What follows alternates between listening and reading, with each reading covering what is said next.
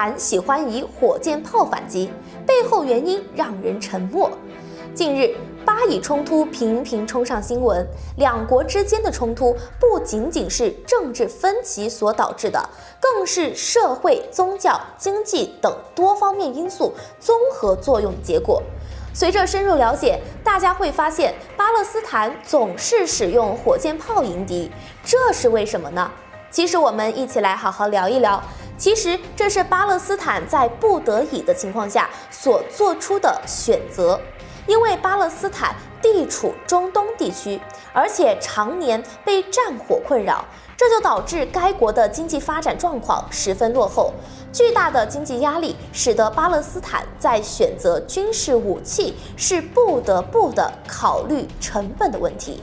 相较于现代化的军事武器，火箭炮的制造成本，包括储存成本、维护成本都要低得多。这也就是为什么巴勒斯坦多数采用火箭炮的原因。经济上的原因只是一个最表征的问题，那么背后呢，是否存在着精神和信仰上的缘由？关注我们下期接着聊。奇怪的想法，火箭炮成为巴勒斯坦人民的一种信仰。要说宗教，上帝成为巴勒斯坦人民的一种信仰，我们或许不会有疑惑。那么，为什么作为军事武器的火箭炮也能成为一种信仰呢？这就不得不提到巴勒斯坦使用火箭炮的第二个原因。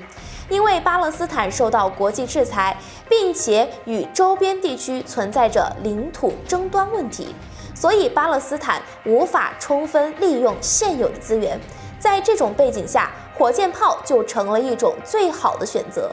虽然它缺乏高度的打击准确性，但是它向世界传达出一种信号，就是巴勒斯坦绝不服输，巴勒斯坦绝不放弃。面对巨大的压迫，巴勒斯坦使用火箭炮不仅是他们手中的工具，更是他们在为自由和尊严而战。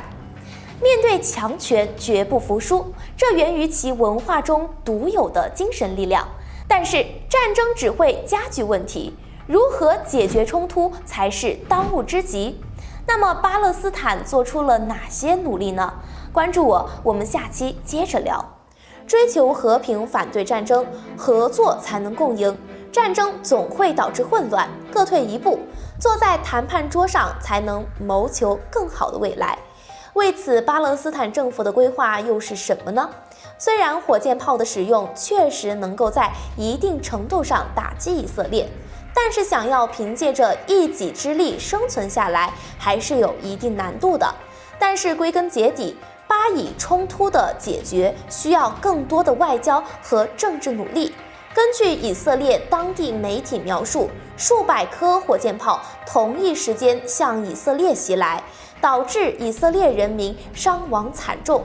如此大规模的袭击在之前也是相当少见的。如果继续下去，最终只会导致两败俱伤。希望两国之间能够坐下来，重新考虑两国之间的未来。历史表明，战争只会导致更大的损伤。世界大战就很好地表明了这一点。战争也不是解决问题的唯一手段。和平是两国人民共同谋求的基本利益。愿世界再无战争。这期视频的内容就到这里结束了，感兴趣的请关注我。